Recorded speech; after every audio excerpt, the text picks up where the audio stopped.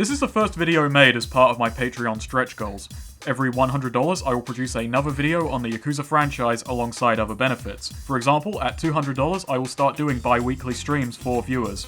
I apologise for being slow on this goal, as it was hit some months back, and I can only thank my patrons for their patience. This is an intimidating game for multiple reasons, but I am glad to replay it. The Yakuza franchise from Sega has had a cult following for some time. After having to wait years on Yakuza 5 due to previous entries never finding great footing in the West, I am glad the release of Yakuza 0 has gotten a decent degree of recognition. 0 is one of the best in the series so far, and as a prequel, it's also a great jumping in point. But for those uninitiated, what is Yakuza? Well, it's got action, drama, comedy, virtual tourism, a ton of minigames, a large cast of characters playable and otherwise, and as of writing, 7 mainline entries, a HD port of the first 2 games, 2 complete remakes in Kiwami and Kiwami 2, and 4 spin-off titles. And that's not all, there's more incoming, with a Fist of the North Star spin-off and an 8th mainline entry serving as a new start, with Kazuma Kiryu, the series' lead protagonist, having been retired at the end of 6. These games are action-packed crime thrillers with massive conspiracies, constantly shifting alliances and betrayals, and a whole lot of family politics. And of course, a whole lot of people getting thrown into things by the protagonists, who tend to get dragged into the conspiracy fist first. And it's a good thing as well, as they tend to unravel whatever tangled web they find themselves in by beating down everyone who's less than willing to supply answers. These are crime melodramas filled with high emotion and ruthless ambition. There is a lot of talk of honor, of chasing one's dreams, of tested loyalty and trust. These plots take themselves and their themes very seriously, and if you buy in, you'll be taken on a fun ride full of twists and turns. On the gameplay side, it's a free-roaming brawler with RPG elements. To an outsider, it may look like Japanese GTA, which it very much is not. You will not go picking fights with civilians and committing crimes. The free roam in this game is more like an activity center, overflowing with hoodlums and Yakuza. You won't start fights, but you will definitely end them.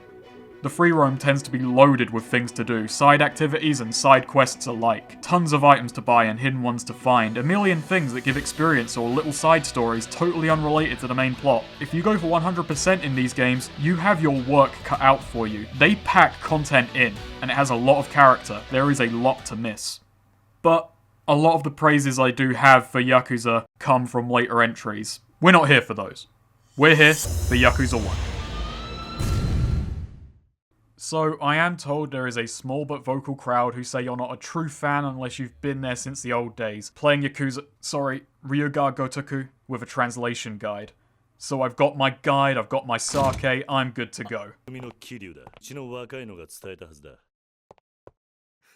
guys collect your debts at the end of a gun barrel, right? Holy shit, I understand it perfectly. Okay. Jokes aside, this will be a video on the original Western release of Yakuza 1. It is the only game in the series that got an English dub, and it's very bad, but we're going to indulge it for now. Later entries switched to Japanese, and it is a massive improvement, with both better directed actors and sound editing. Several character names are also changed until Yakuza 4. For the sake of consistency with my footage, we will be going with the dub names, and we'll see if we suffer for this later on. I will also add, I'm playing this game emulated. I apologise for the visual glitches this brought on, but gameplay-wise we are accurate. This is also not a video about Kiwami, a recent re-release of Yakuza 1 on a newer engine with many gameplay additions from other entries in the series, and some changes to bind it closer to 0 in the story department. With this in mind, I will be trying to avoid concrete comparisons to later entries in general, and will bring up additions as we make our way through each game. This all said, I enjoyed replaying Yakuza 1, but it is the weakest entry gameplay-wise, and a big part of my enjoyment, personally, was in seeing how much smoother things get later on and comparing it to that. This game is very rough and basic compared. Later entries do have reminisce menus on the main menu, which serve as in-depth recaps of earlier entries. You will lose some details, but you will not be lost. You have tools to catch up with and understand the story, and it is explicitly there for the purpose of bringing latecomers up to speed. So if you want to start at 2, 3, 4, anywhere, don't let anyone judge you for doing so. With that in mind, this is one of the most story-heavy games I am going to cover. I'm going to get to chapter 5 of 13, so we will be at a point with a lot of major players in the plot, but a lot of mysteries still up in the air. Hopefully with that you'll get a feel for whether this story is for you. I'll then cover all the gameplay, and you will have a spoiler cut-off warning before I go through the rest of the chapters.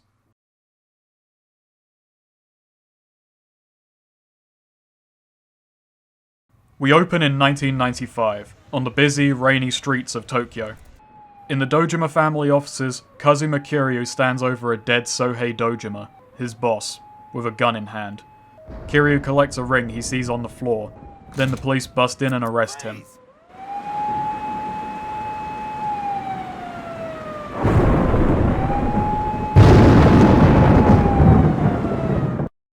Cutting back to a day earlier, Kiryu is helping a younger member of the family, Shinji, make a rather lucrative debt collection from Peace Finance, a group of loan sharks who don't pay their dues. And despite some hiccups along the way leading to a rather lengthy tutorial, it goes smooth enough. Shinji goes to drop off the money. Kiryu and Shinji are pretty sorted, as they'll get a 100 million yen cut from this, and it's mentioned that Kiryu is soon starting his own family. Yeah, Kiryu is a bit of a local celebrity, a well-known enforcer for the Dojima family, nicknamed the Dragon of Dojima. And this part of Tokyo is Kamurocho, based on real-life Kabukicho, a red light and entertainment district. Can't speak for the real place, but Kamurocho is filled to bursting with Yakuza. Thugs line the streets, and near enough every business is paying protection to a different family, and each of the families are under the banner of the Tojo clan. So, Shinji gives Kiryu directions to Kiryu's favourite bar, Serena. Cheers, Shinji. The prospect of the Kiryu family is on everyone's lips. The fuck you think you're doing? And just what the fuck family are you from, huh? Excuse me. Excuse you? No. Fuck you! Well, except this poor guy. He learns who he just messed with courtesy of Goro Majima, captain of a subsidiary within the Shimano family, nicknamed the Madman of Shimano. Majima-san. Who takes the disrespect shown to Kiryu far worse than Kiryu ever would. And Kiryu has to stop Majima from killing this poor sod. Breaking my own rule this short amount of time in, if you're new and wondering why Majima is so well loved, it's more from later entries making him a lot more light-hearted, a bit more goofy. And 4, 5, and especially 0 give him a lot more grounding and screen time. We do get to see he's not all bad here, however. He does care for Kiryu, in his own twisted way. At Serena, Kiryu meets with Nishiki and Reina. These three grew up together in the same orphanage, Sunflower. And Kiryu and Nishiki join the Dojima family together, being oath brothers. There's also Yumi, who's out at the moment. You starting your own family? Man, tomorrow's going to be really tragic.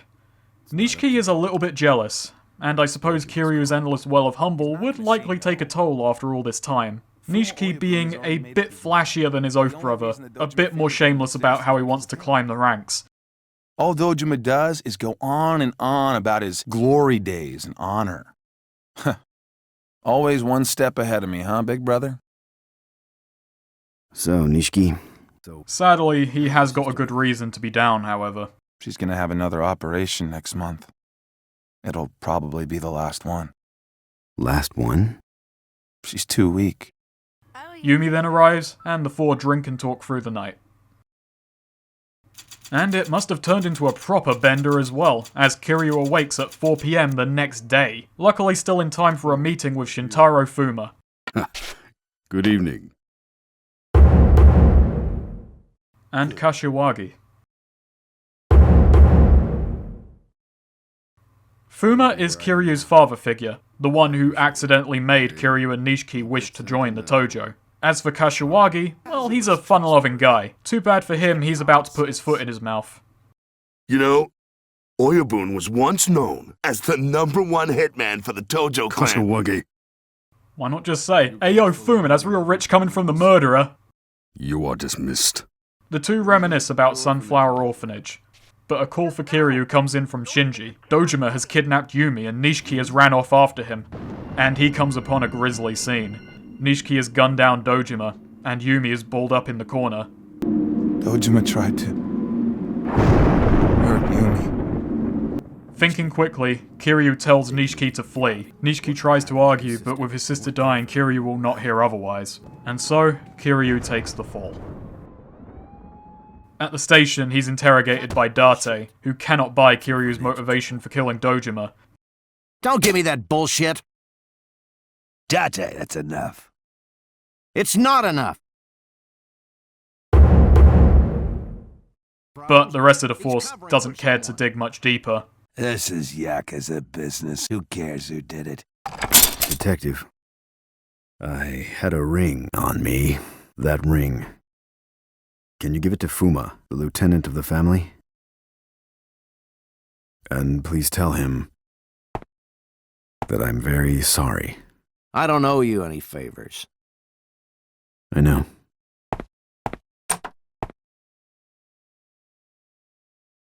I can't promise you anything. I understand.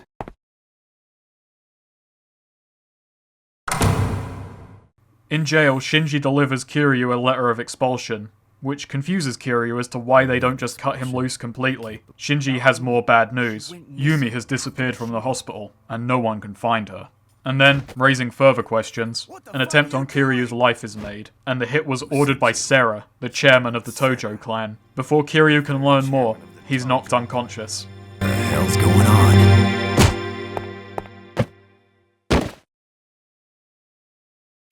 That is chapter 1 of 13, and I will not be relaying the rest of the plot in that much detail, but I did for this chapter so that you can see what you're getting into. It's not as wordy as, say, Metal Gear Solid, but the plots of Yakuza games do have a lot of moving parts. And we had a lot of people to introduce, and we haven't even met half. I even skipped a couple. And yes, amusingly, it's a game called Yakuza, and we're out of the Yakuza in the first half an hour. This series' Japanese title is Ryuga Gotoku, or literally like a dragon, which I should have said rather than attempting Japanese. Some people dislike the Yakuza title for this and other reasons, but honestly, all of the plots focus around a Yakuza dispute save for the spin-offs. And sure, Like a Dragon sounds rad, but the two are just as good at selling their subject matter. If this all sounds appealing, let's continue. I'll be going through chapters 2 to 5 with a bit more breeziness. 10 years later, Kiryu is paroled by Fuma. It seems trouble is brewing within the Tojo, and Fuma needs Kiryu to be elbow deep in it. Nishiki is now heading his own family, and has called an emergency meeting between the family captains and the chairman. 10 billion yen in Tojo assets have disappeared. This information, where did you get it? From Torado, a lieutenant of the Omi family in Osaka. This upsets big man Shimano, Majima's boss. That money's everything the Tojo clan's brought in over the years. Do you know how much blood we shed in order to collect it? You fucking prick. Chairman Sarah quickly adjourns the meeting thereafter. Kiryu is told to head to Stardust, a host bar where he meets Yuya and Kazuki. And despite some scuffles and an attempted shakedown from Shimano thugs ended by Shinji, things go smoothly enough. Shinji is now Nishiki's top soldier. However, he's still loyal to Fuma, and has been keeping tabs on Nishiki for him. Kazuki too owes Fuma, as he was the one who helped open Stardust, and taught Kazuki how to be a businessman. It's thanks to this that Stardust doesn't owe protection money to anyone in town. Kiryu is caught up on the 10 billion, but things are developing quickly. The reason Fuma couldn't come and meet Kiryu is that Sarah has been killed, and Fuma cannot leave Tojo headquarters until after the funeral tomorrow. And well, Kiryu can't wait until after, so with Shinji's aid we sneak in to meet him. We're attacked on the way by an Omi family member, Nishiki having told him to keep watch for Kiryu. So our presence isn't unknown, and Nishiki is not an ally. We manage to get in contact with Fuma, and he tells us that after the shooting, after losing Kiryu, Yumi, and his sister, Nishiki became cold and ruthless, doing anything to claw his way up the ranks. It didn't matter how. I couldn't stop him from becoming a cold-blooded monster. He's about to tell Kiryu something about Yumi, but he's hit by a sniper's bullet. Shimano busts into the room, and Kiryu flees the funeral, Nishiki watching as he makes his exit. Outside, he's picked up by none other than Detective Date and taken to Bacchus. Date reveals that he was forced from homicide to the organised crime unit for digging too deeply into the Dojima murder, and he's now heading the investigation of Sarah's death. Kiryu and Date team up, with Date certain that Yumi and the 10 billion are somehow related to the case. So Kiryu checks Serena, and finds that Reina still runs the bar. It's been a long time, Reina. Kazuma-chan. After Yumi's disappearance, Yumi's previously unknown sister Mizuki came to work at Serena, hoping to one day find her. But last year Mizuki left and joined Ares. Neither Reina nor Kiryu know where that bar is, but Bacchus is supposedly a good spot for information like that. You know, she looks so much like Yumi. If you met her, you'd see it right away. And she has a tattoo of a flower. Right here. You don't want to know about Nishiki? Or has someone already told you? Yeah, I've heard. Oh. So Kiryu heads back. and he finds that everyone inside has been killed, and behind the bar he finds a scared little girl, Haruka. What happened here? When I came in, everyone was dead. And after saving a puppy from the fart gang and searching over town to buy dog food, we carry a collapsed Haruka back to Serena. And the dog's okay too. Oh, hello, puppy. Haruka reveals that she fled the Sunflower Orphanage, and she's searching the city for her mother. What? What is your mother's name? Mizuki. Huh? Haruka begs to go with Kiryu to find her, but Kiryu points out that with everyone at Bacchus dead, he has no more leads. Fortunately, Haruka knows where Ares is, hidden high up in the Millennium Tower. It's there we're approached by Hayashi from the Omi family, and Date calls. Your phone's ringing. Please don't hesitate to answer. He's found out who's stolen the 10 billion. Yumi's ring was found at the scene. And Hayashi? He's not here for Yumi or Mizuki. No. He's here for Haruka. We're here for the girl. Me? And Kiryu is not about to hand her over.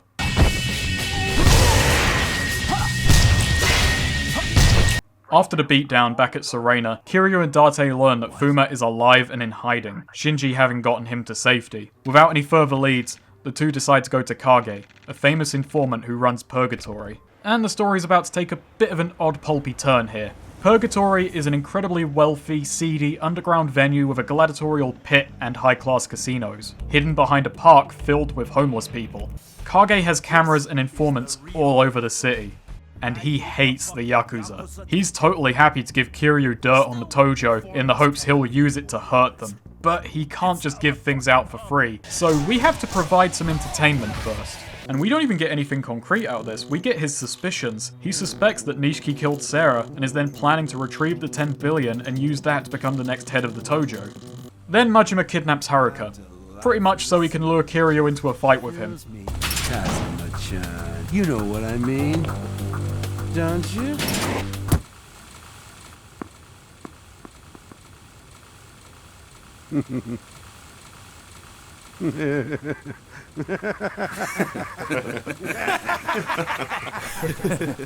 This is the part where you're supposed to laugh! Laugh, you stupid motherfucker! Cut it out. That's all he wants. Even takes a knife meant for Kiryu from his underling afterwards. Kazuma is my friend. You stupid fuck. Only I get the privilege of killing him! Majima. Oyabun! Oh no! And Haruka walks out, totally fine. She says that someone came in and freed her. She doesn't know who it was, but he knew about her pendant, a gift Aunt Yumi gave Haruka from her mother. And he knew about Kiryu, and he says that this pendant is worth 10 billion. 10 billion yen. Let me see that. It's locked. We have to break it open. No, don't. Just kidding. And that is where we will be leaving the story for a while. I will say that in replaying it, I was enjoying the twists and turns the story was taking. We obviously haven't gotten to any of the really big reveals yet, but the story does quickly set up a lot of the pieces and then starts playing with them.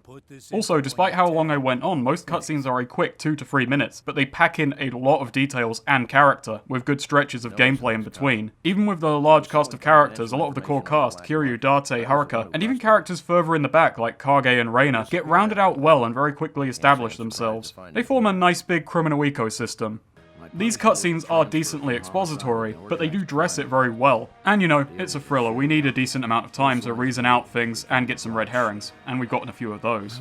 Yakuza does have a reputation for the plots being overly complex, but that's not entirely the case. I mean, sure, there's a lot of different characters with different motivations, but generally Yakuza does a good job keeping you focused on one part of the conspiracy moment to moment, and when supplied the answers, things do tend to line up. Let's talk about Kamurocho. It's a busy place, and quite pretty, but unfortunately is a bit of a bugger to get around. It's incredibly noisy for a start. There's a lot of people in a constant state of disbelief.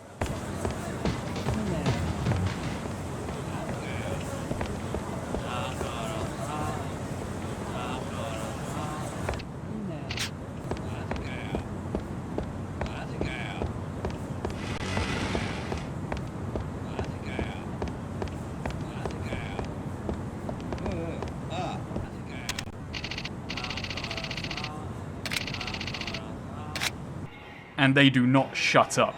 Roaming about gives me a headache before long due to the amount of people shouting and constant crowd noise.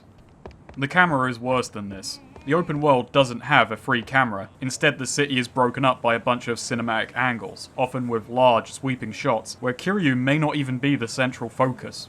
This brings with it a couple of problems. Your control will be oriented to the camera you started moving in, no matter how many you transition between. So I could be holding left to run down, and would need to completely take my finger off the stick to reset the control. Cameras are also not relative to where you entered the screen, so if you're travelling south, you'll often be moving towards the shot, not to mention the pauses between each transition, which just make travel jerky and unpleasant overall. And this isn't to say that the camera is fantastic in areas with camera control. The right analog stick doesn't rotate. You instead have a button to reset the camera behind Kiryu, and that is your sole means of control. If you're wondering what the right analog stick is busy with, it moves the minimap. I can't really imagine at what point in development that was thought to be a necessary feature, but there it is. Back to the open world. With this camera control, it's a definite you'll run into thugs without meaning to. You can predict a fight is coming though, because you'll hear them. As English speakers are the aggressors. Yep, these are the random encounters, but they can be entirely avoided if you just skirt or walk past them. Then they won't pick on you. It's the joggers they hate. So, let's get funky. God, this music's good. Yakuza's combat is fairly simple to pick up, but does give you a lot of options and a good few situations to toss those options at, but is severely held back by rigid controls that make it hard to get into any sort of flow. To start with, we have a 3-punch combo and a heavy attack. The heavy can be worked in at any point of the combo for a strike with differing effects, from a haymaker that quickly knocks an enemy prone, to a wide gut punch that stuns foes. These heavy attacks also tend to be block breakers, so if an enemy is defending, you can quickly end your combo to force an opening. That's if you don't want to grab. From there, you can keep on punching, or turn your enemy into a projectile, scattering all of your attackers. This is very useful for crowd control. Grabbing may also force an enemy to drop their weapon, so it's useful for disarming foes. And hey, you can take that weapon for yourself. Weapons pack a bit more punch than bare hands. Bladed and heavy weapons can also punch through blocks, and a weapon can be thrown if you need a missile. Some weapons also have special properties if you feel Kiryu isn't being quite cruel enough. And with some level ups, weapons become a quick way to a heat attack. Heat moves are contextual, heavily damaging and unblockable attacks. You build heat by landing blows and taunting foes, and it quickly drains unless you keep on the offensive. So the game encourages not letting up if you want to keep access to your power moves. The context for triggering these moves are so far pretty simple. It's mostly having a certain weapon standing by a downed enemy or grappling them near a wall. It's not always environmental. Having low health triggers an incredibly powerful beatdown, making it a good desperation move.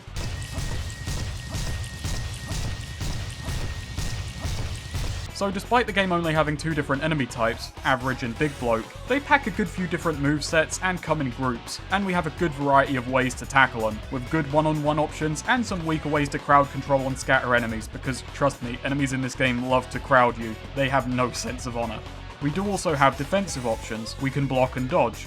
A lot of the tougher enemies and bosses require positioning and dodging to open them up for a counter-attack, and some weapons can't be blocked against, so dodging is sometimes your only good defensive measure. Enemies can grab too, so you know, be careful of that. So Yakuza has all the ingredients to be a fun if straightforward combat system. A nice selection of moves, enough room to vary things up, and it feels punchy. Enemies get thrown back by blows and the sound effects are meaty. But let's get to the problem. Kiryu is sluggish, he turns slowly, cannot turn mid-combo, and the lock-on only works if Kiryu is already facing an enemy, and what constitutes facing can be a little bit dicey, and if you lock onto nothing, Kiryu stops turning, so you have to wriggle him for a moment to find out if you're actually locked on or not. And along with not being able to turn mid-combo, and enemies being pushed sideways and through Kiryu thanks to some dodgy physics, you'll often end a combo facing past your enemy and have to wriggle Kiryu back into position. This really hurts those good kinesthetics I mentioned a moment ago. Sliding past enemies makes it as though we're fighting on an ice rink. And there is a nice delay after Kiryu stops attacking before you can move, block, or dodge. And after it was over, I'd often awkwardly dodge backwards in the hopes of placing Kiryu before an enemy again. The dodge was honestly used just as much to dodge wonky controls as it was attacks. Kiryu's sluggishness also serves to make crowd combat more annoying than it needs to be, particularly as many arenas are claustrophobic spaces with a ton of very aggressive foes. You'll often be swamped and just hoping to get off one grab to buy some reprieve, but seeing as grabs can be broken by even very light taps from an enemy, it's very annoying to escape a crowd sometimes. Another part of why I prefer fisticuffs over weapons is down to this as well. Kiryu has got a rather loose grip on the bigger weapons, and their slow attacks are often not worth the damage they deal. Plus, since they tend to knock enemies down on the first blow, the rest of their combo will miss, as you cannot hit prone enemies in this game beyond a single stomp attack. Smaller weapons fare a little bit better, but I dislike a lot of their swing arcs as well. They tend to be big and showy, but not really worth what little extra damage you get out of their slower attacks. Boss fights are the best parts of the game. Most enemies go down way too fast, so it's nice to have an opponent you can actually have a proper brawl with, despite my earlier complaints. But they do tend to have their own share of problems. A lot of them just no-sell grabbing completely. I don't mind this too much since grabs are nigh unstoppable in one-on-ones, but enemies already resist throws, so I'd be fine with them punching back if you go in for a grab. It's understandable, but a bit annoying to have a whole function denied. Many bosses become completely untouchable during their big attacks. Not as in immune to flinching but still take damage, you just start punching air, and due to that delay, you've just punched your way into a beatdown. Many bosses are also incredibly good at blocking, and will just deny a lot of attacks, and even if you break through, will go instantly back into a block. Ironically enough, however, many of these can also be brute forced to death through block breaking damage, so just piling on can take a couple of bosses down. Majima's fights seem designed to explicitly use the bad lock-on against you, as he dodges non-stop and you have to constantly keep on top of him. The second Majima fight in the dark basement likely breaks lock-on intentionally, but then he also does it in this well-lit cage. Not to mention the fast bosses who have long combo strings, where if you dodge and try to follow up, they'll be halfway across the room and will have turned to face you so they can just go back to blocking everything by the time you catch up. I'm going to say in fairness to the game, enemies suffer from a lot of the same problems you do. They're slow, sluggish, and they miss an awful lot because I dodged a second earlier, and this leads to the combat having a bit of a slow, waddling pace overall. You also have a lot of health, so the rigid control system is more frustrating than lethal. Kiryu doesn't get the big attack invincibility bosses do, but there is some equality.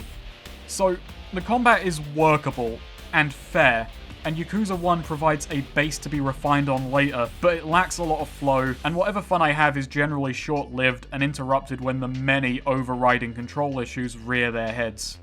Yakuza does have RPG elements as well. Winning fights, finishing story segments, submissions, and food rewards experience, which can be spent between 3 upgrade branches with 10 levels each. Soul grants bonuses to heat, being harder to knock down, generating heat at low health, or dealing more damage. Generally, the further along you get in this path, the more passive incentives you have to maintain heat rather than spending it on a powerful attack. It doesn't quite work out mine. You gain and lose heat so rapidly that treating it preciously never really cropped up for me. Technique unlocks new attacks. It extends the basic combo, gives us a giant swing, a dropkick, and eventually grapple finishes, alongside weapon heat attacks and so on. Kiryu's already decent set of moves expands quite nicely. Some of these attacks are considered so powerful they require and drain heat to use rather than build it. Generally, I don't think they're quite powerful enough to warrant it, but again, with the economy of heat being as hot as it is, this is a minor complaint. The dropkick isn't all that great, but it's still a dropkick. And the physics on the grapple finishes are a bit iffy when really they ought to be downright preposterous. These are scripted moves, so when I say the physics are off, I mean they look ridiculous, rather than they're a bugger to set up. When we make it to Purgatory, we can also meet Kamaki, and he'll take Kiryu under his wing. If we have the levels in each branch, he'll teach us some new moves. A lot of these are defensive. A reverse strike, letting us replace our heavy attacks with back attacks to give us some more crowd control options. But with the controls of this game, I often use them just to actually hit the person who was previously in front of me. Also, why make a fight tutorial where I can only deal damage with back attacks and have to beat up 3 people? They are very mildly damaging moves which end your combo. This is such a silly slog. We also get a dodge jab to keep the pressure up, and 3 different counters. I appreciate these moves a fair bit. The reverse strike doesn't fix the game's poor movement, but it gives you a tool to deal with it. The parries have incredibly picky timing mind, and since they're triggered either by blocking, heavy attack, or grabbing, and need to be used at the last moment before you're hit, it feels like the game misreads my intentions quite often. I say this because I could never lock down how far along an enemy had to be in their attack to trigger a counter. The timing felt inconsistent. Even in the tutorial, which tasks you with pulling off 10 counters to prove that you understand how it works, and this uses the same attack, and I never got when I was meant to push it. I got them off more often by luck than skill. Body is the last level up branch. It gives Kiryu more health and upgrades his dodging. It's fairly practical, if a little bit dull. Kiryu's starting dodge is pathetic, so, you know, at least this lets you bob and weave. I will say that even maxed out with level 10s in everything, Kiryu doesn't feel terribly overpowered, but he is rather flexible. Going back to a fresh character afterwards felt like playing with a straitjacket on. The moves I learned from leveling up and from Kamaki were not superfluous, and really did build up to a nice complete moveset.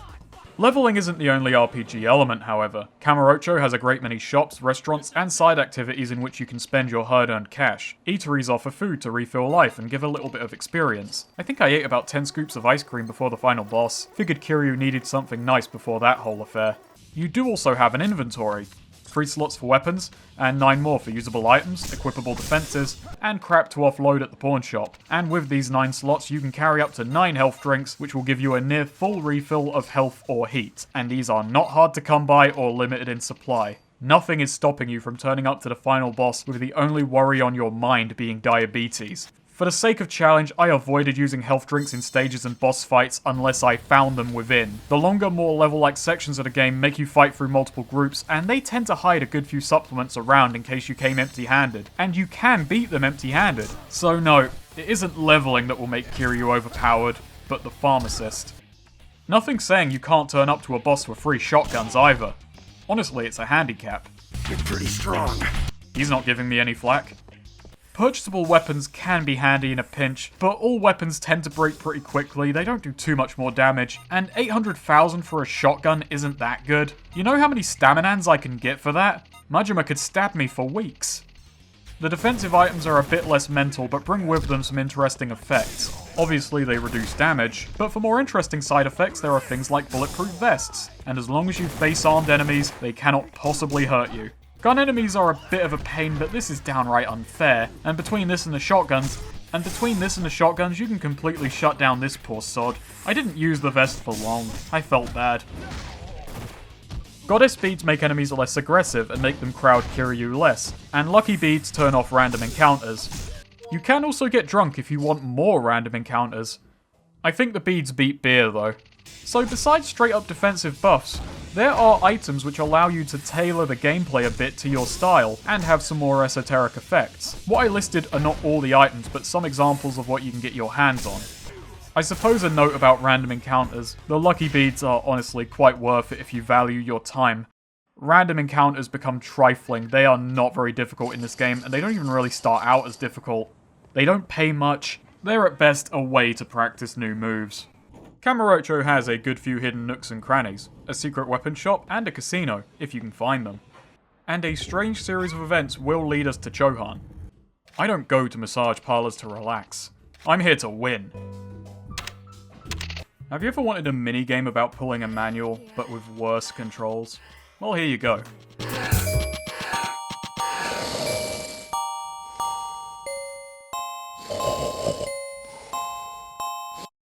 There are strip clubs and hostess clubs. Host and hostess clubs are a bit of an odd institution where you pay someone to pretend to be on a date with you, and Kiryu can partake. It's a game of picking dialogue choices and spending exorbitant amounts of money on the girls.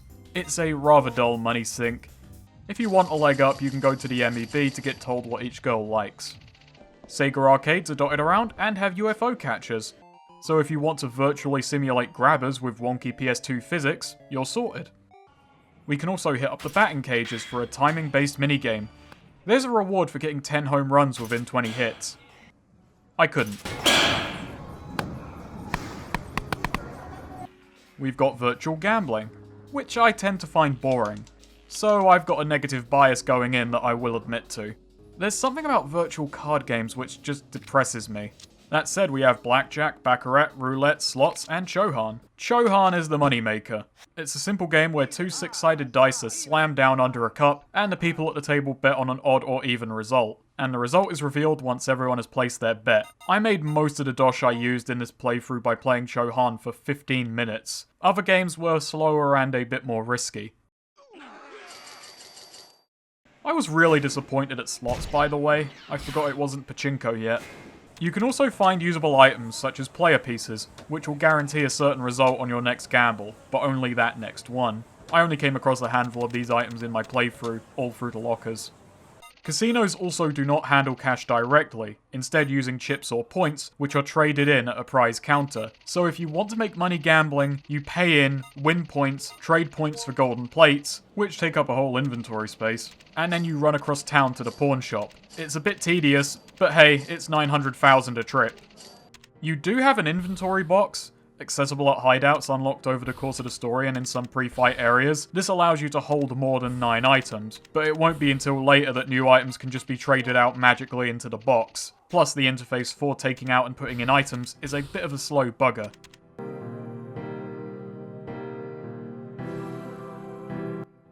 Why does this hideout feel like it's out of a horror game? A bit slower on payout, but more enjoyable, there is also the Colosseum. Over the course of the story, harder leagues unlock. These are one-on-one fights where health items and armor are not allowed. You have to survive 3 rounds with a 33% refresh between bouts. The Colosseum does have a few exclusive enemies, alongside a few boss reskins if you want to test your skills against them. At a certain point, the Colosseum will realise that Kiryu is much too dangerous, and it will just start putting him up against people with guns. 21-foot rule, fucker! The Colosseum does also pay out unique items, special weapons, and very powerful healing items alongside a lot of money. I can't claim that all of the side activities are worth your time. The Colosseum and gambling are easy money, but there isn't much in this game that requires a ludicrous amount of cash unless you get into the hostess minigame or buy higher tier weapons. And you know, your fists will take you far enough, and fists don't break. Lastly, there are coin locker keys. Finding these scattered around the city or during side quests can get you some one-off items that you won't find elsewhere.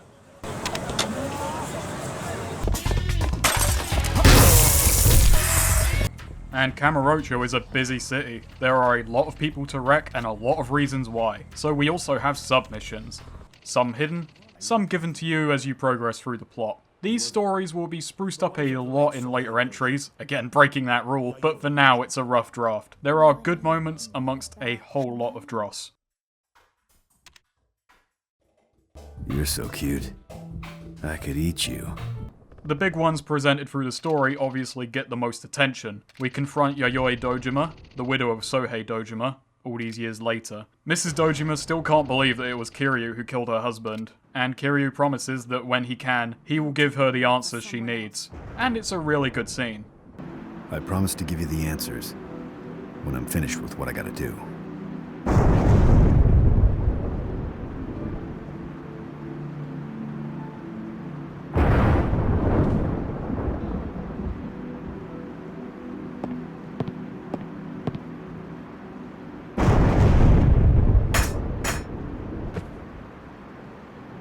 Also, Yuya takes Kiryu to see his girl at a strip club.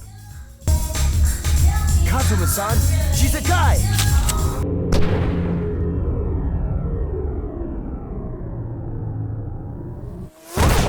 It doesn't go well. It does lead into a nice side story about what happened to some of the men loyal to Dojima who got rolled into other families following his death, and it does make clear how Kiryu is seen in the eyes of the Yakuza. These ones obviously got a lot of attention, and actually could have been worked into the main plot if needed, but they work pretty well as submissions. There are a lot of duds, however, that don't have interesting stories, or else are let down by bland writing and boring presentation. The basics of what makes them memorable are occasionally there, however. Submissions tend to have more comedic writing. They explore the world outside of the Yakuza, and give the residents of Kamurocho some time to shine. Like the one about a restaurant manager asking Kiryu to stand watch and find out who keeps tagging his business, only to discover that it's his son, who can't get across to Dad that he wants to be a designer and not follow in the family business. And then by beating up the gang the son has fallen in with, the son realizes he's been going about this wrong, and the dad acknowledges his son's talents, and endeavors to listen to him more.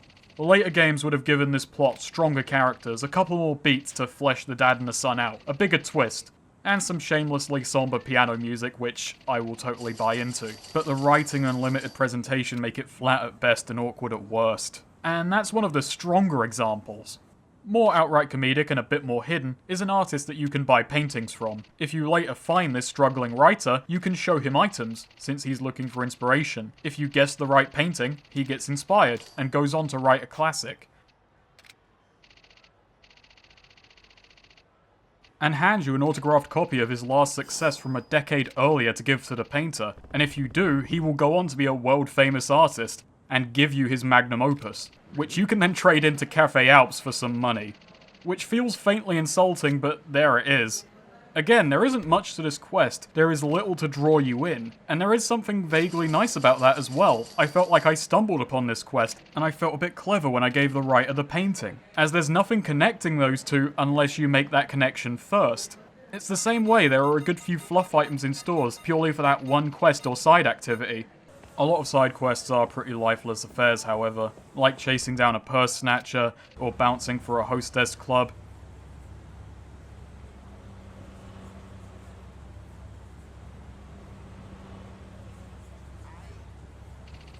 You can miss actual chunks of content if you don't expect every alleyway and every entertainment venue and bar.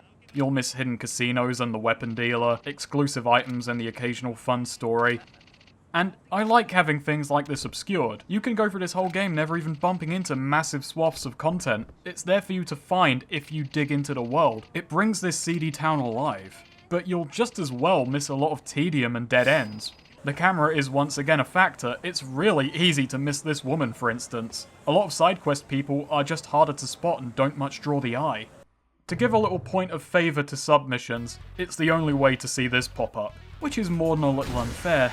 So, the side quests do vary in length, stature, and value dramatically. It's just something that will find its feet better as we go further into the series, gaining more character, being given more polish and more inventive scenarios. I broke this rule a lot, but that's because I can't overstate. The submissions just get very good, and Yakuza 1 is relatively dry. And that goes for more than just side quests, really. Yakuza 1, in general, is dry. The combat's stiff, the overworld already has a good sense of place, a decent hustle and bustle, but Kamurocho doesn't quite have its character fully realised yet, and that will come with more side activities and better submissions. I can't really blame anyone if they aren't sold on Yakuza from the gameplay here, but I think Yakuza 1 still presents an enjoyable crime thriller in its plot, which we will return to now. So if you don't want spoilers, this is where we part ways. Merry Christmas, or if I miss that, Happy New Year. If I haven't, both. This video is probably coming out after Christmas, but this was Christmas 2005, so we were late no matter what.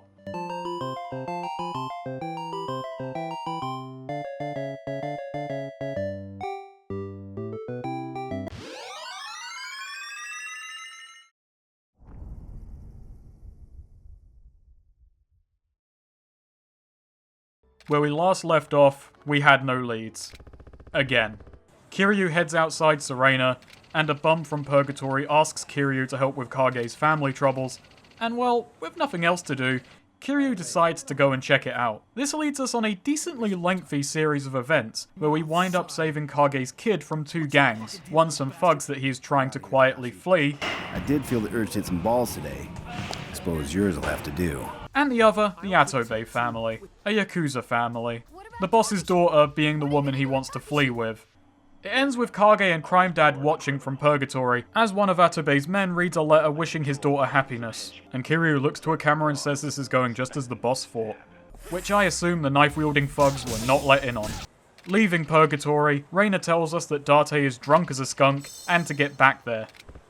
A call comes from his somewhat estranged daughter, Saya.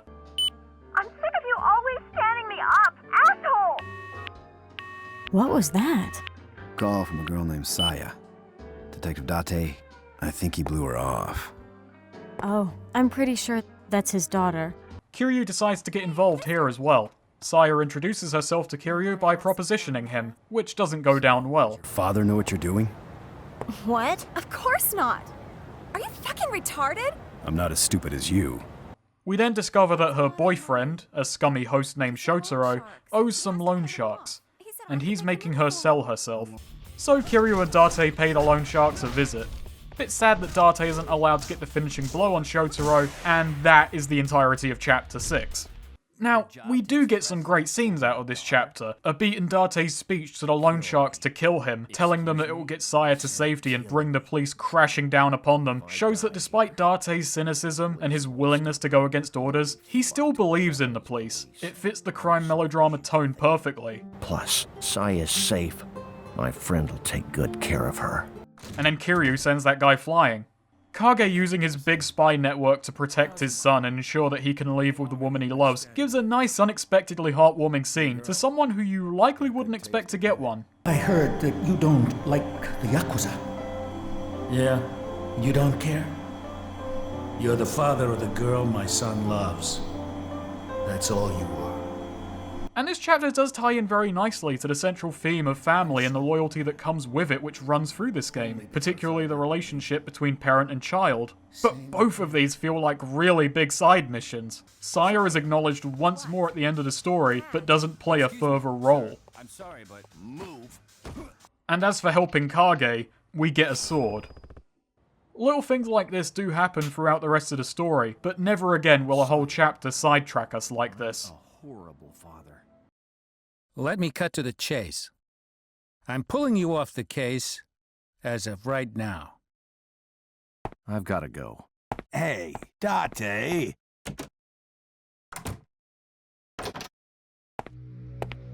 That's Detective Date? Yes. What do you think, Sudo? That Yakuza, he's working with Detective Date? Correct.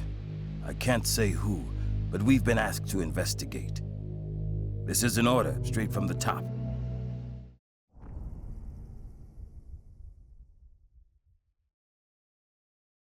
It doesn't even lead us right back on track.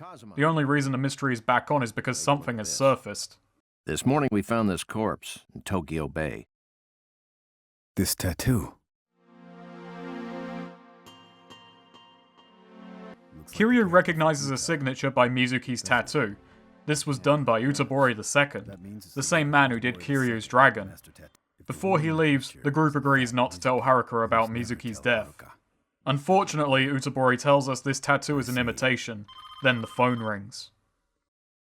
Yeah, he's here.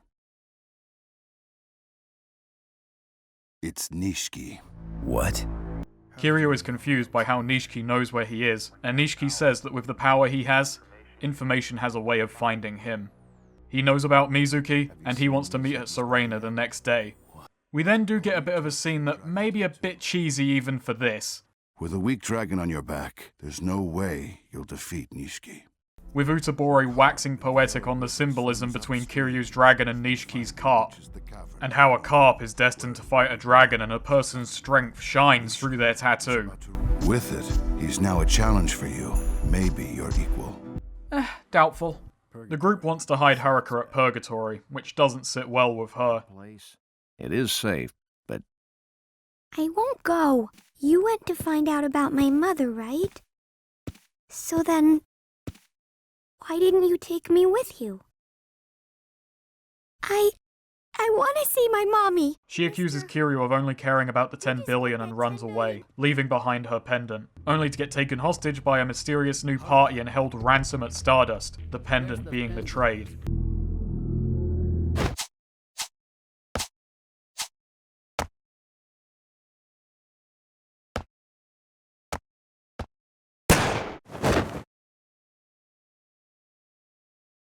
And luckily, Haruka only gets a grazing bullet wound out of this gamble.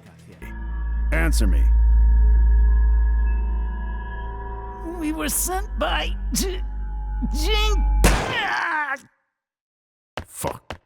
Date takes his pin, deciding to follow up his own investigation, and Kiryu decides to be truthful to Haruka. Your mother? She's dead. I'm sorry. I couldn't help her. Thankfully, the people of Stardust are also safe and sound. We should be the ones apologizing. We weren't able to do anything when they had their guns pointed at us. I'm sorry. Honestly, people often do dumber things with guns pointed at them in this series, so you did good, Kazuki. You're a talented hostage. Haruka agrees to go to Purgatory, but we've still got a while to go before the meeting, so we have to immediately take her back out on the town. We get sections like this from time to time. We can take her out to play some games, treat her to a bite to eat, and this will raise Haruka's trust. If we get high enough, we'll start getting some items from it. It's an F right now, we may have rescued her and got her a puppy, but we haven't bought her a gelato, so I can see where the kid is coming from. To progress, we need to follow up a tip a bum gives us, and take Haruka to an illegal gambling den. Take your daughter to work day. You got a problem? Where Kiryu decides to gamble entirely by following Haruka's advice. And the moment she loses, Kiryu doesn't take it well.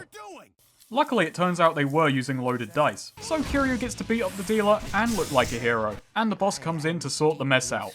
And, well, that's how you unlock the Chohan minigame. It's a wonder I trusted it. Okay, I called Watch Dogs out for doing shit like this, and in effect, this is worse than that. It takes longer, has even less to do with the plot, and it takes a good 15 minutes. And this isn't at the opening, but at the halfway mark before a major turning point in the story. It takes some of the drama away from the fact that we're going to meet Nishiki by being totally other. We're not prepping for the meet or going over a plan with Date in case it goes south, but busting up some irrelevant gangsters. I will say in its favour, it does give Haruka a bit of character. It gives her some of her own screen space. It lets on that she's got good instincts and is a bit wiser than her years, so it's not entirely without purpose, but it's an odd segue. Then we have the meeting. Kiryu demands to know why Nishiki had Mizuki killed. Nishiki explains it was a mistake by his underlings. He'd never killed Yumi's sister. What? Oh, you boy! He's been tracking Mizuki for years in the hopes of it leading to Yumi, and that's how he found out about Haruka. He then demands that Kiryu hands over the pendant so that he can find the 10 billion, and with that, Yumi. Kiryu refuses. She has nothing to do with your war. Kiryu's sense of honor is a funny thing. It definitely sets Nishiki off. He gripes about how people always gravitated towards Kiryu, and then spills that he was the one who shot Fuma. Kiryu, enraged, strikes Nishiki, and the two are no longer brothers. Nishiki leaves, setting his family on Kiryu, who fights his way clear, even taking down Lieutenant Shindo. Nothing personal. It's fine, he's a jobber. I still named him. Kiryu decides to stay away from Serena until the heat is off, but hypocritically goes to Purgatory, which is on fire. Gangsters set the place ablaze before rushing in and taking Haruka. After a lot of beatdowns, we learn that the gangs were doing grunt work for Lao Kalong of the Snake Flower Triad. Kiryu had a less than fortunate run-in with Long before, when he was captured and tortured by the Triad. He'd have been killed had it not been for Fuma. Anyway, Kiryu and Date head off for the Triad headquarters in Yokohama. We cut to a meeting between Long and Shimano. They're discussing how they're going to split the 10 billion. It's going between the two of them and Terada from the Omi family, who passed over information on Haruka from Nishiki. This is a lieutenant of the Omi family, Terada. Outside the Triad hideout, Kiryu tells Date to go catch up on the investigation. He'll handle the Triad on his own. Yeah, sorry. But in your condition, you'll just slow me down. Then he fucking kills a guy. And from there fights his way to Lao Kalong. Haruka is safe and sound, but Long has sold the pendant to Nishiki, and hints that Haruka is far more valuable than she appears. What the hell do you mean? I've had enough of this conversation. After the beatdown, Pseudo busts in and arrests Kiryu for kidnapping. Kazuma Kiryu, you're under arrest. Date tries to argue Kiryu's innocence, but Pseudo isn't budging. So Date busts Kiryu out. If you let me... I'll be in deep shit, yeah. I know, but it's too late. And along with Haruka, the three set off back for Kamurocho. On the ride over, Date reveals the dirt he's dug up. The pin points to a group called the MBI, a shadowy government organization filled with high-power movers and shakers, and led by former police commissioner and politician Jingu. And it turns out the corpse was not Mizuki's. Dental records cleared it, so there's still hope of finding Haruka's mother. And you're looking for Mizuki. I can't say what kind of danger lies ahead, but I promise to protect you with my life.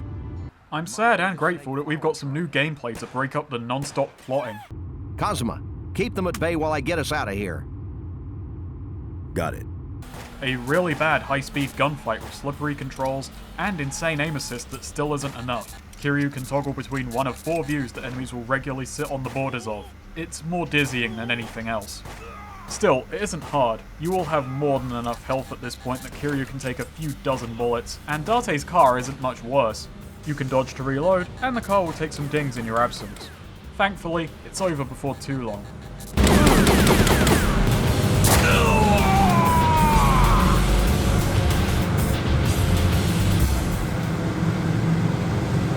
After the ruckus, Date returns Kiryu's mobile. A message on it from Shinji warns us that someone close to Kiryu has been leaking his movements to Nishiki, and Kiryu has a hunch. He heads to Purgatory, and has Kage run the tapes of the night he left Rutabori, discovering that Reina was the traitor.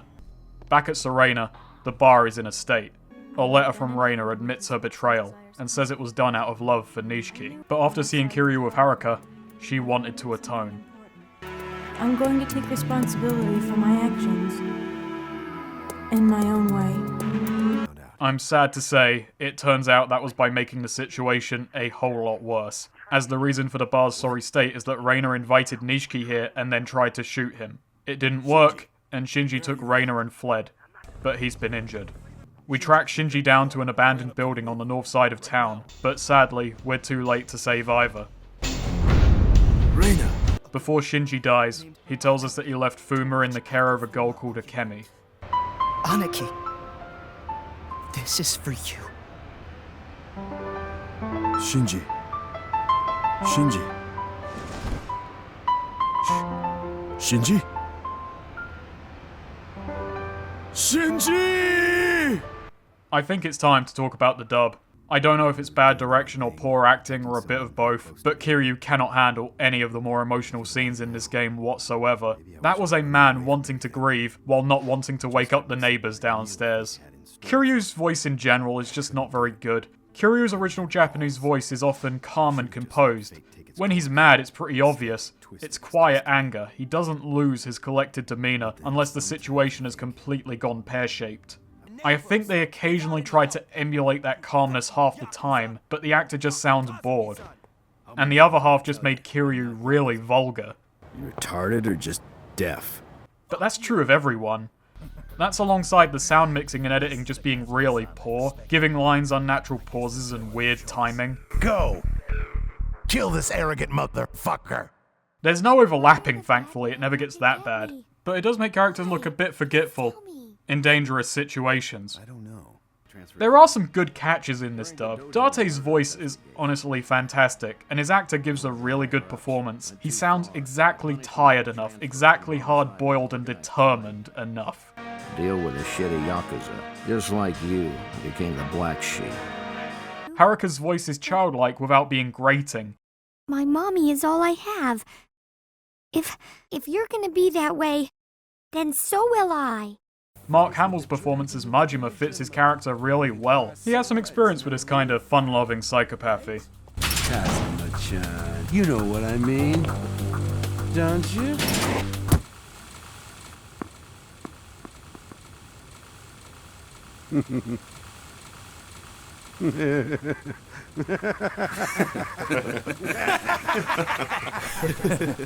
This is the part where you're supposed to laugh! Laugh, you stupid motherfucker! And Michael Madsen makes Shimano sound big, thuggish, and a little bit out of his depth. Stop fucking around! That money's everything the Tojo clan's brought in over the years. Do you know how much blood we shed in order to collect it? You fucking prick. You listen to Shimano, and you know he got as far as he did on Brute Force. You can get that off voice alone. Madsen liked playing Shimano, and wanted to reprise him if there was a Yakuza 2. Kage handles Shinji and Reina's remains. I'll lay them to rest the best I can. I appreciate it. And Kiryu learns from him that Akemi is one of the top girls at Shangri-La, a highly exclusive soapland.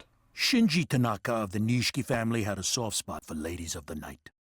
There's a place he always used to go to. A soapland called Shangri-La. Uncle Kazuma? What's a soapland? Huh?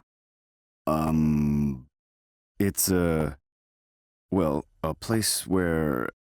No. A sauna? Don't look at me. Like a health spa? Not exactly. Have you ever been there before? Yeah. No. No way. Never. I'm joking. I know what a soapland is. I think it's worth adding that Haruka is a fantastic character. Now, Shangri-La's exclusivity means we're going to need an entrance pass, and those are expensive. I'm going to break down the steps we need to take to get one for gameplay purposes. First, I'm going to the MEB to talk to Mizuno. This isn't entirely necessary, but I like to tie things together. We meet with hostess Shin Mei at Shine. It's rumored she has a membership card, and indeed she does, but she needs a favor. Get her a fake passport from the master counterfeiter so she can stay in country. We're told to get in touch with Ayaka at Jewel. She'll be our intermediary for the counterfeiter. We head there and she has no clue what we're on about. Luckily some thugs outside come along to threaten them, and Ayaka, along with another hostess, ambush them and flee. We head to the park where the counterfeiter conducts their business and find Ayaka surrounded by goons. We beat them down, and hey, that's the counterfeiter, and now she owes us a favor. She gives Kiryu the documents for Mei, and tells us that 5 years earlier, Fuma came to her to have a whole fake identity made up. But that is all she can tell us. I mean, that's no problem. If all goes well, we'll be seeing him shortly. Let's take a quick break to beat people up with a giant cone. That's just for me. And then we hand the fake passport over. But oh dear, she used to live with Mizuno, and she's given her pass to him. He's not happy to part with it, but since we did Mei a good turn, he'll hand it over for 300,000. I'm unclear on why we're bringing Haruka here, but Kiryu makes a good argument. Be disturbed. We find Akemi, and she realizes that Kiryu being here means that Shinji has died. And she tells us that Fuma is being cared for at the docks by none other than Terada, and Nishiki is after something besides the 10 billion. Sarah's will, which will name the successor of the Tojo. I think we've learned everything we need to. Downstairs, Majima's taken a hostage. No. I have a boyfriend. I'm sorry. Majima, don't do it. Well then, you're an honest girl. That's rare. I like that in a woman. Now get out of here. It's not safe to be here. Move it!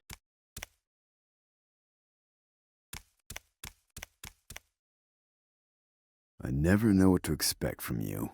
I like honest people, that's all. I figured we needed all of that. It's important for understanding Majima. He's earned his second fight. So, Yakuza doesn't always make a straight line between events. This chapter is largely circuitous. I promise if you're playing it though, there is payoff with the counterfeiter. I do apologise if you feel I'm going way too into the story and if this feels a bit dragged out, but with later entries bringing back a great many characters major and minor and me not remembering all of them, I want them in here. Game to game, we do see how time has affected these people. And I will likely go lighter on later entries if people wish me to, but for the first game, let's go all out. That said, most cutscenes have been 2 to 3 minutes. We're approaching the end, and thus they're going to start stretching to 10, but will be no less dense with details. At the docks, Haruka recognizes Terada as the one who freed her, and lo and behold, Terada is another man who owes Fuma a good deal. He was a spy for Fuma, being a lieutenant in the Omi giving him a lot of access, and yeah, it seems a few people have been trying to use his services, but he's loyal to Fuma above all else. And then we do meet with Fuma, and he says he's going to explain the last 10 years. There is no Mizuki. It's a fake identity Fuma had made for Yumi. After losing her memory in the shooting 10 years earlier, Fuma tracked her down at Sunflower Orphanage, one of the few memories she still held. He did try and help her recover, but it was only causing her pain. At that point it hit me. I realized who really killed Dojima. So, Fuma decided to hide Yumi, and then she met Jingu, an up-and-coming politician being backed by Sarah and the Tojo clan. And the two hit it off, and Fuma saw that this may be a way for Yumi to let her escape a life surrounded by Yakuza. And so, Jingu is Haruka's father, and this is very bad. The man standing beside them is Jingu. Jingu received a marriage proposal from the Prime Minister's daughter, Yumi took Haruka and left the picture, letting him accept the proposal, but Jingu realized his newfound power wasn't earned, but given to him through marriage, and this made him ruthless. A journalist then found out about Jingu's family situation and attempted to blackmail him. Sarah, you gotta help me out. I'm in deep shit. What's the problem? Just get over here. I'll send some men. Where are you? No, I need you to come alone. So Sarah gets a late-night phone call to help hide the body. And through Sarah, he has a hit placed on Yumi and Haruka, which Fuma puts a stop to. What do you think you're doing? Chairman! Fuma-san, I made a promise to Jingu. Is your word so important that you would kill a girl and her baby to keep it? Only to find Sarah stood in Yumi's room, and it's at that moment that Yumi gets her memories back.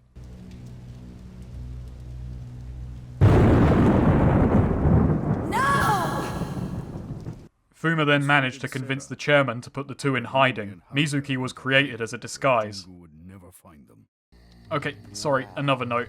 Why is Downs doing his Travis Touchdown voice, but higher pitched? It's honestly the worst voice for a villain I'm meant to take seriously. There are two others that also need to be dealt with. Lastly, the 10 billion Yumi stole wasn't Tojo money, but is in fact Jingu's. Then Terada rushes in. Outside, an attack has been launched by the Shimano family. The boat is rocked by explosions. The crew is under attack, and Kiryu fights his way off the boat. Luckily, the others got off unscathed, and Shimano taunts Fuma, saying he knew Terada would turn on him. Terada, you pretended to betray Nishiki and take sides with me. But I saw right through your deception. I've been watching you the whole time. And? You and Nishiki.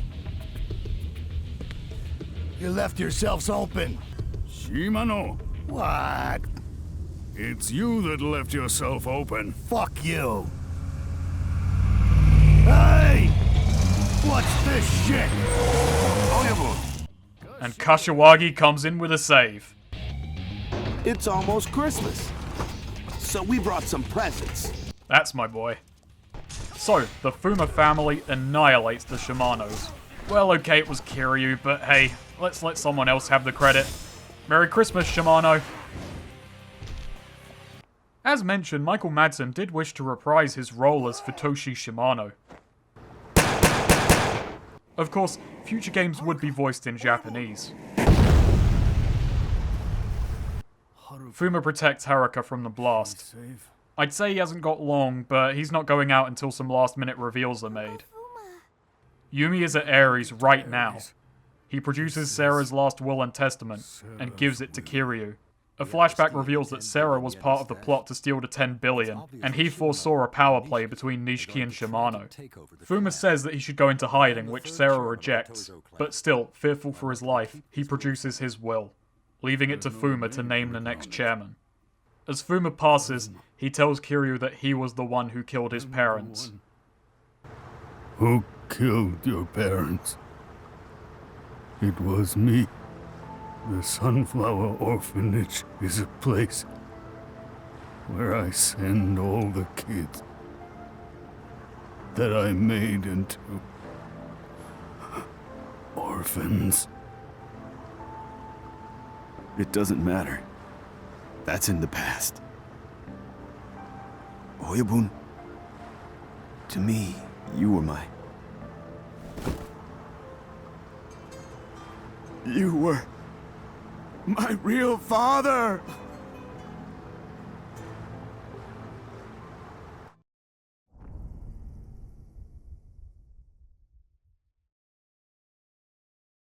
After a quick stop-off at Stardust to stock up, we're headed for Ares. Oh, Kazuki, it won't just be one. It's not going to be so simple. Nishiki has everyone after Kiryu. Then step the fuck up. It's time to die. So we have to fight our way over, and the lobby is filled with MBI. Elsewhere, Date is connecting dots between Sarah and Jingu when Pseudo comes in and collects him. It seems Pseudo has also seen there's something deeper at work here. I think he's connected to another organization. An organization other than the Tojo clan or the MBI. I don't know why, but... That gut feeling detectives get, huh?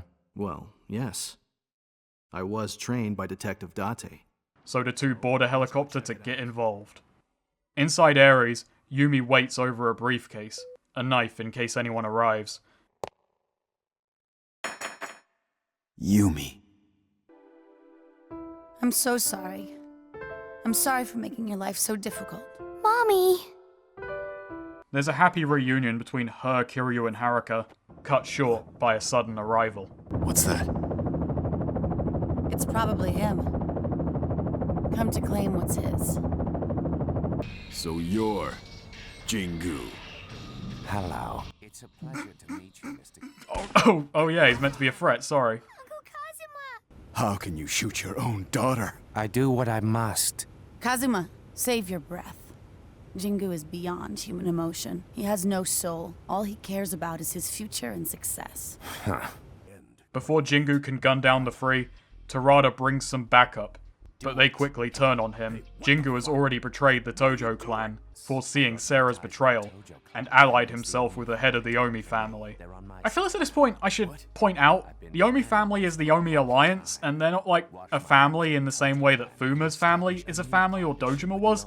They're like a whole other Yakuza clan, and I feel this is probably the worst translation thing that you could be led to believe the Omi is just a Yumi produces a suitcase bomb, and manages to get back inside. Kiryu then yells that Sarah had stolen the 10 billion to try and remind Jingu of the man he once was. Jingu had lied to Nishiki about Sarah's will, not realizing one really existed, but it does. A will? Yeah. You told Nishiki there was a will to manipulate him. You didn't know one actually existed. You thought you were lying. But the will was real.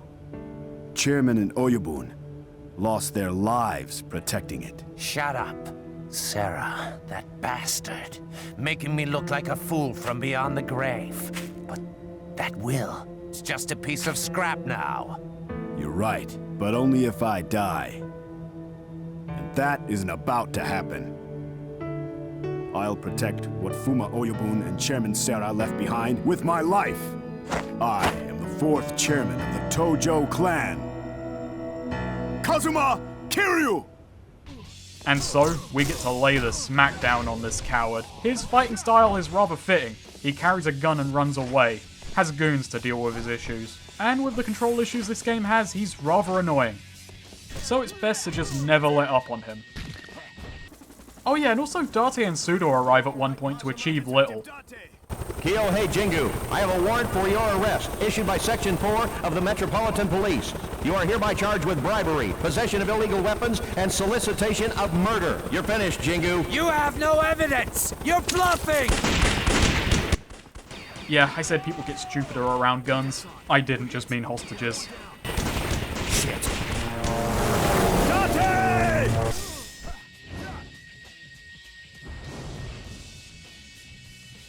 Where do you get invincible goons? So, Kiryu leaves an unconscious Jingu with his gun. Back inside, Nishiki arrives, here to claim the 10 billion and become chairman. Nishiki.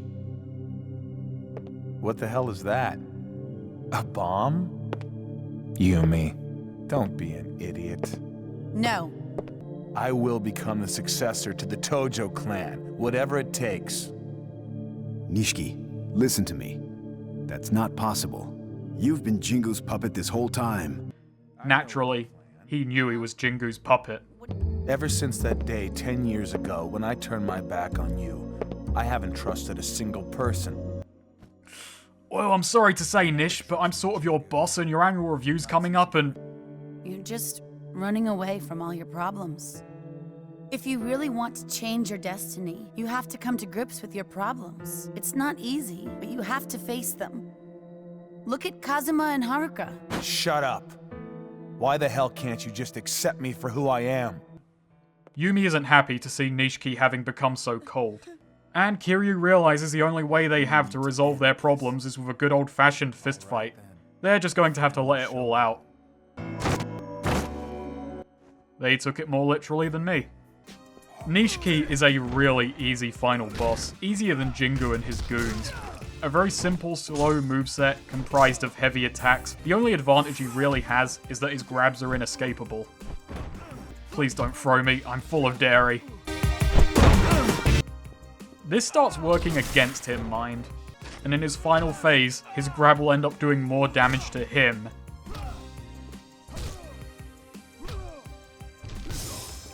This is how you grab.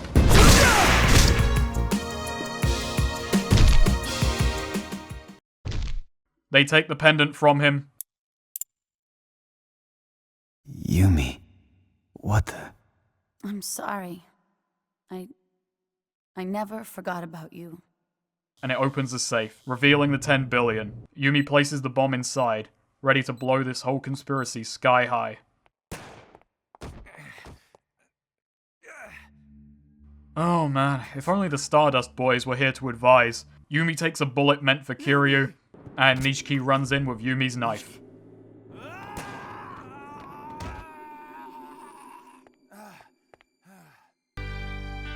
I am going to finish what I started. No! Stop! Don't do it! Nishiki! Nishiki!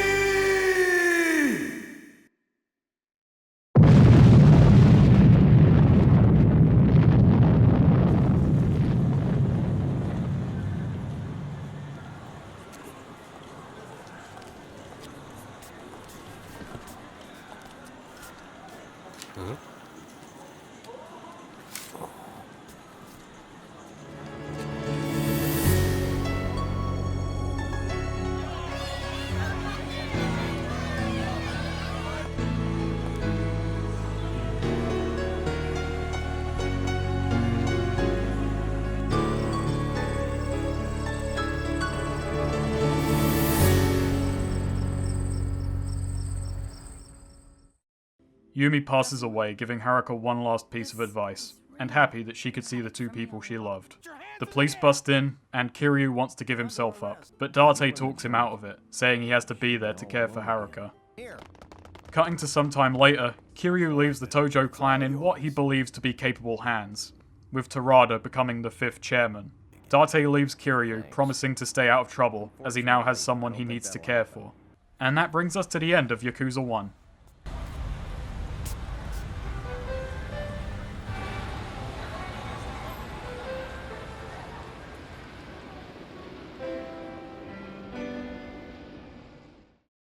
Story-wise, it is a fun ride. The level of betrayals nearing the end and how everyone supposedly predicted every betrayal can get a little bit silly, but I was happy with how well the plot held up under close examination. Near enough everything lined up, and every question I had was quite easily explained away, save for the matter of Kiryu's expulsion or the prison assassins, which just don't come up again. The final scene with Yumi, I feel sad to say I found a bit funny, as Yumi talks to Kiryu far longer than she does Haruka, and seems to forget she's there. But that's more emotionally missing a beat than the core conspiracy.